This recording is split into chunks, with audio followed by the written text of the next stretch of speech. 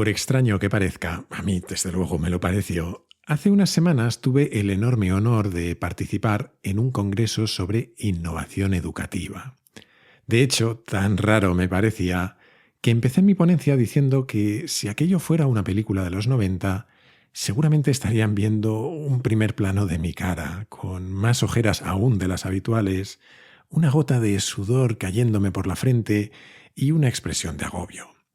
Probablemente también verían cómo me costaba tragar. El siguiente plano, creo, habría sido lo que yo veía: los focos deslumbrantes, el público, las cámaras. En algún momento se congelaría la imagen y saldría un hilillo de mi voz en off diciendo algo así como: «¿Os preguntaréis qué hago yo aquí? Yo también me lo pregunto». Les explicaba después que últimamente, sin saber muy bien cómo, me veo cada vez más en situaciones que ponen a prueba mi síndrome del impostor. Aquel congreso era una de esas situaciones y de hecho me planteé seriamente titular a mi charla «No sé cómo me he colado aquí», pero me sonó poco comercial. Al final acabé poniéndole de título «La especialización es para los insectos». Y dándole vueltas después, me di cuenta de que en realidad aquella charla era un buen resumen de muchas cosas que hemos visto sueltas hasta ahora en Kaizen, pero que nunca había puesto juntas. En realidad, en el fondo, aquello se convirtió en una reflexión sobre mi propio aprendizaje en estos casi 3 años del podcast. Al menos alrededor de, precisamente, cómo y qué aprender durante toda mi vida. Así que me planteé simplemente pedir permiso a la organización y ponerte la grabación de la charla como capítulo. Pero al final, como siempre, he acabado eligiendo la opción más complicada: regrabarla y aprovechar para añadir algunas referencias más. Y lo que ha salido es este capítulo de hoy, en el que, si has escuchado todos los anteriores del podcast, vas a encontrar un montón de cosas que te suenen, aunque espero que te guste escucharlas así, juntas. Y si no los has escuchado, lo que me gustaría es que despierte tu curiosidad por algunos de estos temas y que después puedas ir tirando del hilo. Aunque no lo comenté en aquella ponencia, otro de mis aprendizajes en Kaizen es la importancia de las conversaciones que tenemos con nosotros mismos. Parte de esas conversaciones creo que deberían ser sobre cómo estamos. Si estamos bien, estupendo, pero si no, también creo que es bueno normalizarlo. Nadie está siempre bien. A veces incluso necesitamos que nos echen una mano para estarlo, y eso también deberíamos normalizarlo. Por eso me hace mucha ilusión que surjan iniciativas como Therapy Chat o Therapy Chat, que es como me han dicho que lo pronuncian ellos, el patrocinador del capítulo de hoy, que nos pone en contacto con el psicólogo más apropiado según nuestra situación y nuestras preferencias, para que podamos hacer terapia desde donde queramos, por videollamada y de forma totalmente confidencial, claro. Además, te ofrecen una primera sesión de 60 minutos completamente gratis y sin ningún compromiso, para que pruebes el servicio y veas si se adapta a ti. La mecánica es muy sencilla. Entras a su web o app, completas unas preguntas con su asistente virtual y asignan al profesional que mejor se adapte a tus necesidades y preferencias en cuanto a horarios, por ejemplo. Así que si crees que puedes necesitar a alguien que te ayude a dar un pequeño empujón al momento en el que estás, a mejorar y, ¿por qué no?, a ser más feliz, te animo a que pruebes Therapy Chat, escrito con TH al principio e Y al final. Puedes descargar la aplicación en tu App Store o acceder a su web, therapychat.com. Y por si no me he explicado sobre cómo se escribe, tienes el enlace en las notas del capítulo. Ojalá te sea muy útil.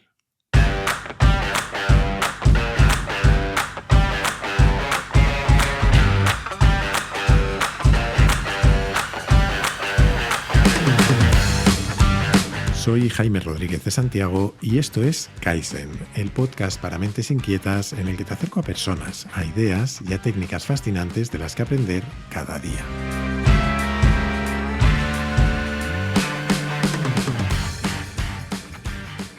La realidad es que tengo una sospecha de por qué me sucede eso de terminar en sitios en los que no esperaba, y en parte de eso quiero hablarte hoy.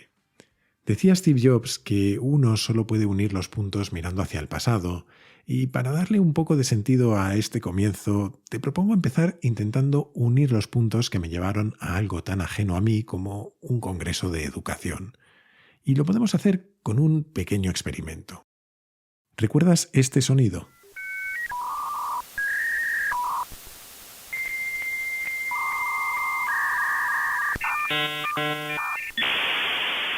Y aún se tiraba un rato más así.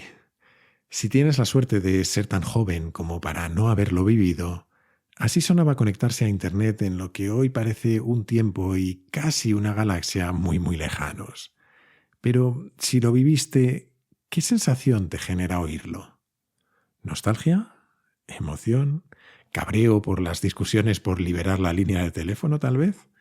A mí, sobre todo, lo primero, nostalgia. Es el sonido de mi adolescencia y en buena medida el responsable de que esté aquí hoy grabando un podcast o colándome en aquel congreso. Ese sonido me cambió la vida. Como ya te he contado, mi padre estudió Bellas Artes, era pintor y profesor de instituto. Él sí se dedicaba a la educación. Mi madre estudió filosofía y se ha dedicado a la literatura y a la fotografía. Así que yo me crié rodeado de artistas, una infancia un poco hippie, como sabes. Pero por una carambola de la vida, en mi casa apareció un ordenador cuando yo tenía 4 o 5 años. No había internet aún, pero me pareció magia igualmente. Eso de escribir comandos en el teclado y que la máquina respondiera tenía algo de fascinante que hizo que explotara mi curiosidad. Primero jugando a videojuegos y luego programándolos y desmontando cada ordenador que pasaba por casa para cambiarle las piezas ante el terror de mi madre, que lo único que podía decirme es: «Ten cuidado que aún lo estamos pagando». Así que, en resumen, crecí siendo un friki. Al menos hasta que llegó ese sonido que hemos escuchado. Bueno, no dejé de ser un friki, incluso podríamos decir que lo fui más a partir de entonces. Pero aquello me abrió un mundo nuevo y sobre todo me abrió la mente. En aquellos años de adolescencia me sumergí en un Internet mucho menos civilizado que el que tenemos hoy. Entre otras cosas, algunas que espero poder olvidar algún día, me encontré con la cultura hacker, la de los piratas informáticos esos de las películas. Puede, tal vez, que quizás Angelina Jolie y su flequillo tuvieran algo que ver con ello. Pero lo cierto es que yo fui demasiado vago para aprender a ser uno de ellos, aunque de aquellas páginas web, de sus manifiestos y de sus ideales, se me quedaron marcadas algunas cosas. Recordarás que, de hecho, les dediqué un capítulo entero a finales de la temporada pasada. Para lo que hoy nos importa, eso sí, hubo 3 enseñanzas fundamentales para mí. La primera, ser un eterno novato. La segunda, tener fe en que se puede aprender cualquier cosa, y la tercera, que como más se aprende es haciendo. Esos valores han marcado mi carrera profesional. De friki pasé a ingeniero, que viene a ser lo mismo, ya lo sé. De ingeniero pasé a emprender con unos compañeros, intentando, con poco éxito, cambiar el mundo del periodismo a través de la tecnología. Y ahí ya empezábamos con las cosas raras. Después acabé metiéndome de lleno en el mundo de la movilidad, empezando por una empresa poco conocida por entonces que se dedicaba a poner en contacto a desconocidos para que compartan coche, BlaBlaCar. En ese momento ya me venía mi abuelo cada semana con recortes de periódico que decían que el Banco Santander estaba buscando ingenieros, que si no quería un trabajo normal. Al final de aquella etapa, hace casi 3 años ya, además de cambiarme a mi empresa actual, también de movilidad, FreeNow, empecé un proyecto paralelo, un simple hobby, que es este podcast llamado Kaizen, y que está dedicado a aquel aprendizaje continuo de los hackers, y que, aunque no entiendo muy bien cómo, está habitualmente entre los más escuchados en la categoría de educación, y supongo que por eso acabé en aquel congreso. Con esta introducción espero que mi síndrome del impostor se quede más tranquilo, porque espero haber dejado claro que yo no soy un educador. No sé cómo hay que educar, pero he querido resumirte mi historia y esta especie de intrusismo constante que me ha acompañado toda mi carrera, porque creo que es un minúsculo punto de partida para hablar de lo que yo pienso que es el presente y sobre todo el futuro de aquellos a quienes eduquemos hoy. Porque ese sonido que hemos escuchado hace unos minutos no solo me cambió la vida a mí. Ese sonido es un símbolo de cómo el desarrollo tecnológico de los últimos 50 o 60 años ha supuesto una alteración tan profunda que nos va a obligar a repensar la educación, entre otras muchas cosas. Hay una historia que cuenta un tipo maravilloso llamado Tim Urban, que además recordarás si escuchaste el especial sobre inteligencia artificial de la primera temporada y que a mí me encanta.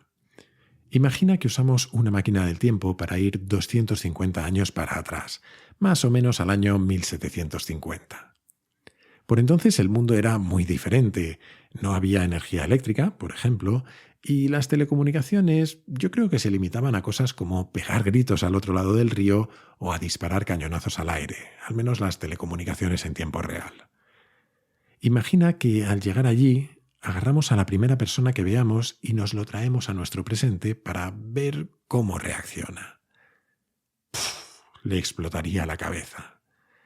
Para nosotros es completamente imposible comprender cómo se sentiría al ver coches circulando a toda velocidad por las carreteras, al poder hablar con gente que está al otro lado del océano o al escuchar música que se grabó hace 50 años.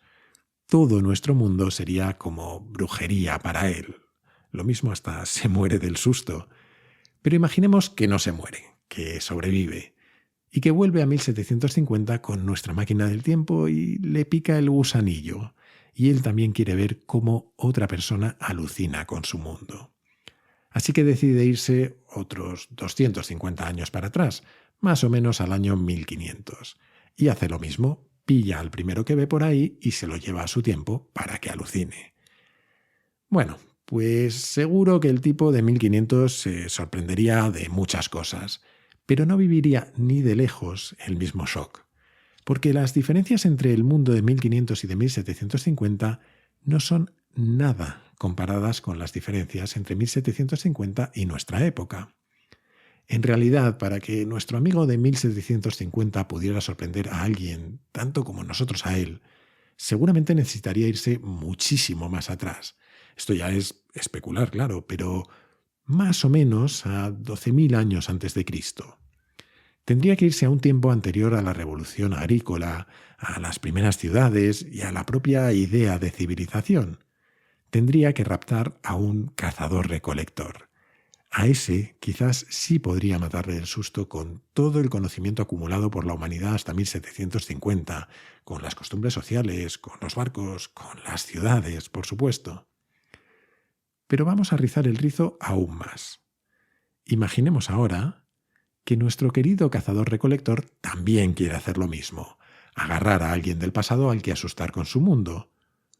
Pues lo tiene francamente complicado, la verdad, porque si se va otros 12.000 años para atrás, se va a encontrar con gente que vive prácticamente igual que él. Para conseguirlo, y de nuevo estamos especulando, se tendría que ir mucho, pero que mucho más atrás, más o menos unos 150.000 años atrás, antes de que el uso del fuego y del lenguaje elaborado se generalizaran. Casi tendría que buscarse un mono. Todo esto significa que el tiempo necesario para que un humano en cualquier momento de la historia viaje al futuro y pueda morir del susto ha ido disminuyendo con el paso de los siglos. O dicho de otra manera, que el desarrollo tecnológico es más rápido cuanto más adelantada es una civilización. Y yo tengo la sensación de que a lo largo del siglo XX cruzamos un punto crítico en esa aceleración. Porque pasamos de tiempos en los que las tecnologías que transformaban todo, como la electricidad o la máquina de vapor, tardaban generaciones enteras en ser adoptadas, a un mundo en el que en una misma generación vamos a vivir varios cambios de paradigma. Ese es nuestro presente.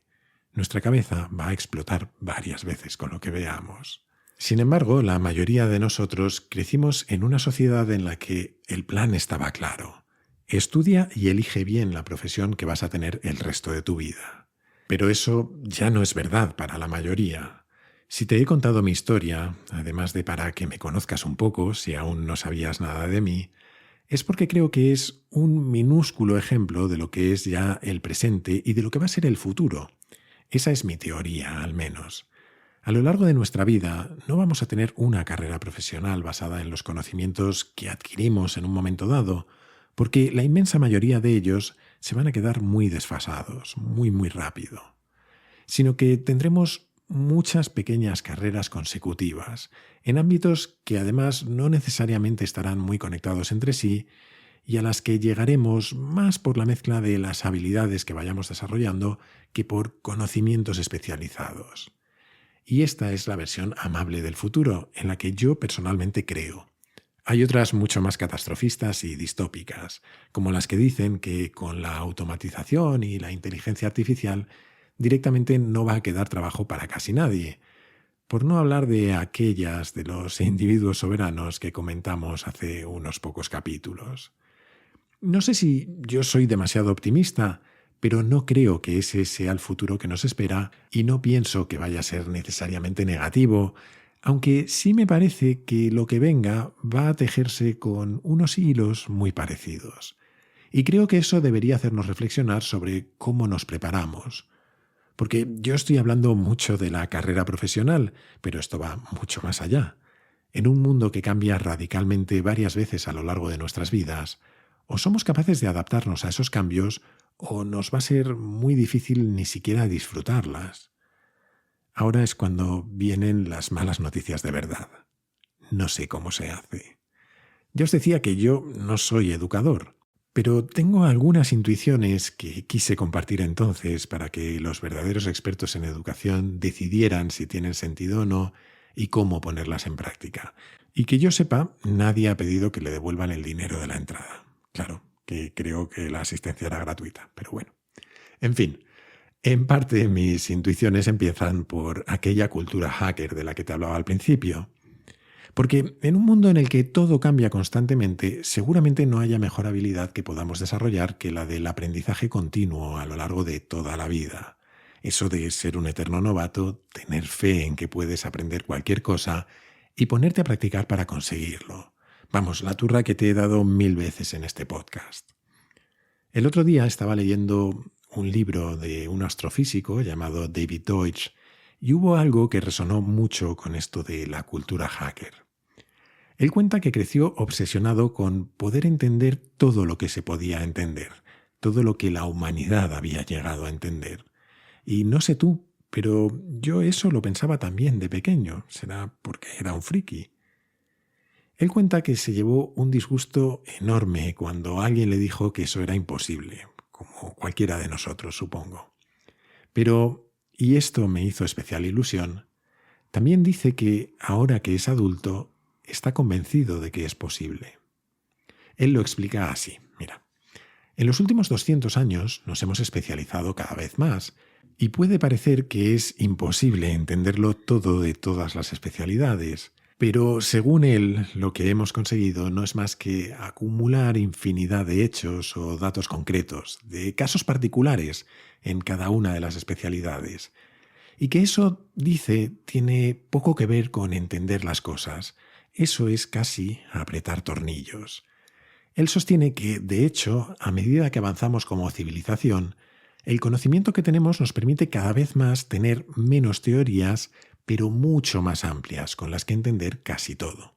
Por ejemplo, pasamos de tener un montón de explicaciones concretas sobre aspectos minúsculos, como el principio de Arquímedes, a ser capaces de tener una enorme teoría general que explica tanto sobre el tiempo, el espacio y la gravedad, que podemos extraer de ella casi todas nuestras pequeñas explicaciones anteriores a fenómenos concretos.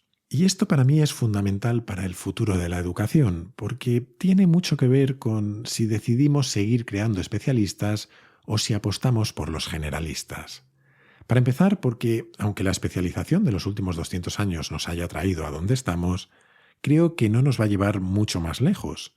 Aunque más que de la especialización, seguramente de lo que quiero hablar es de la estandarización. A la velocidad tecnológica que vivimos, si lo que he aprendido a hacer es estandarizable, va a quedar obsoleto muy rápido. Me va a reemplazar una máquina, un programa, o simplemente mi trabajo va a dejar de existir.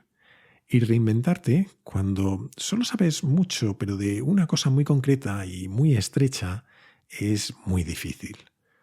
Tuve un buen profesor durante la carrera del que ya te he hablado en alguna ocasión, Fernando Sáez Vacas, que lamentablemente falleció, y que tenía una obsesión, que era convertirnos en lo que él llamaba ingenieros híbridos, en perfiles que mezclaran lo técnico con las humanidades, con la sociología, la psicología o la filosofía. Y me debió contagiar porque yo creo que esa es la principal clave de lo que viene por delante. No lo de ser ingeniero, tampoco hace falta martirizar innecesariamente a nadie, sino lo de tener mucha profundidad en un ámbito concreto, pero amplitud para entender muchos otros. Esta idea tampoco es mía. Seguramente quien mejor la ha contado es David Epstein, en un libro de hace un par de años que se llama Range o Amplitud en castellano, y que aprovecho para recomendarte.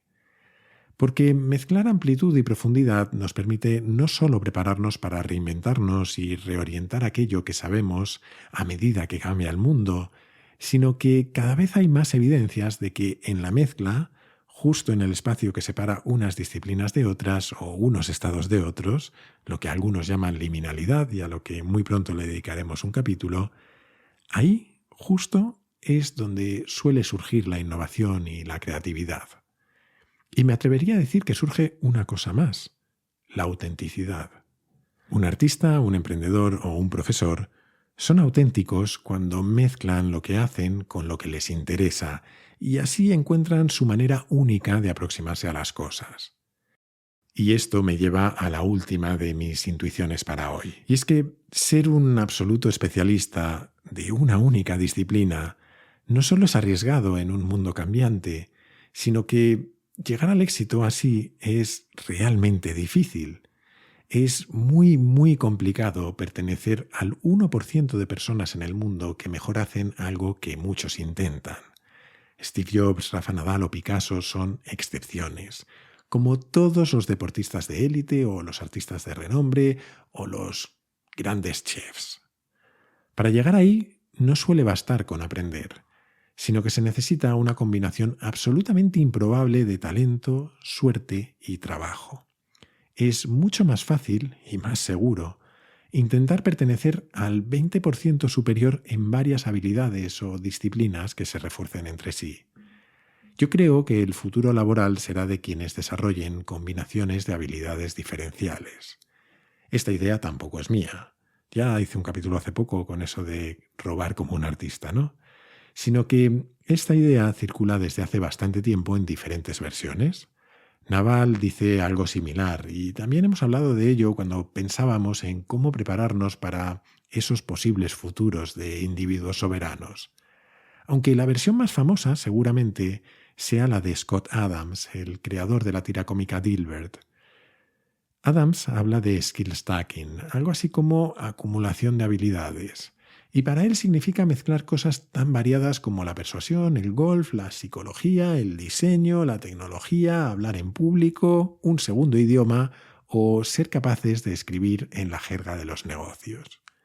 Para mí no tienen por qué ser esas y seguramente de hecho la combinación óptima dependa de cada uno, de nuestras fortalezas y nuestras debilidades naturales.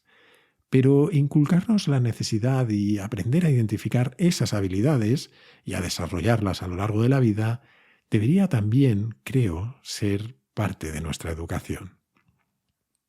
Así que al final, el resumen de todo lo que te he contado es que creo que ahora más que nunca es fundamental que enseñemos a aprender constantemente, a mezclar la profundidad con la amplitud, a explorar las combinaciones que surgen en las fronteras entre disciplinas y a partir de ahí crearnos conjuntos de habilidades que nos permitan afrontar lo que venga y, sobre todo, disfrutar de la vida, aunque a veces nos lleve a sitios inesperados.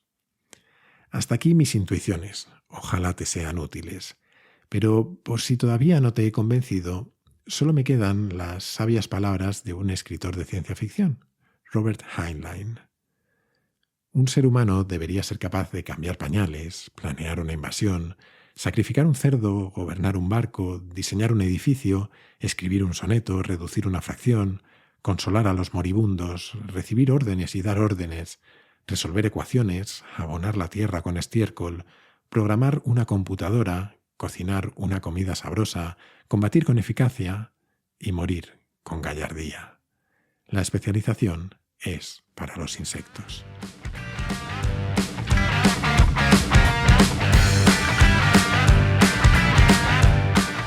Y hasta aquí el capítulo de hoy. Espero de verdad que te haya gustado. Creo que ahora que acumulamos tantos capítulos en el pasado y además con ese orden tan poco organizado que llevo yo, no está de más de vez en cuando tratar de poner cierto orden y cierta relación con un capítulo como el de hoy. Ya me dirás de todas maneras qué te ha parecido. Por mi parte, te animo, como siempre, a suscribirte y recomendar Kaizen en tu plataforma de podcast preferida, en YouTube, en redes sociales o, como creo que es mejor, a tus amigos. Así me ayudas a que Kaizen siga creciendo. Además, si te gusta el podcast, puedes unirte a la comunidad Kaizen, una forma de apoyarlo económicamente y de acceder a un foro en el que conectar con otros curiosos compulsivos, a contenidos exclusivos y a un feed sin publicidad. Para hacerlo solo tienes que entrar en mi web, jaimerodriguezdesantiago.com, y hacer clic en el banner rojo. Y desde esa misma web o desde mi Twitter, @jaime_rds, puedes hacerme llegar tus comentarios, tus sugerencias, lo que tú quieras. A veces tardo un poco, pero siempre contesto. Y esto es todo por hoy. Como siempre, muchísimas gracias por estar ahí y hasta la próxima.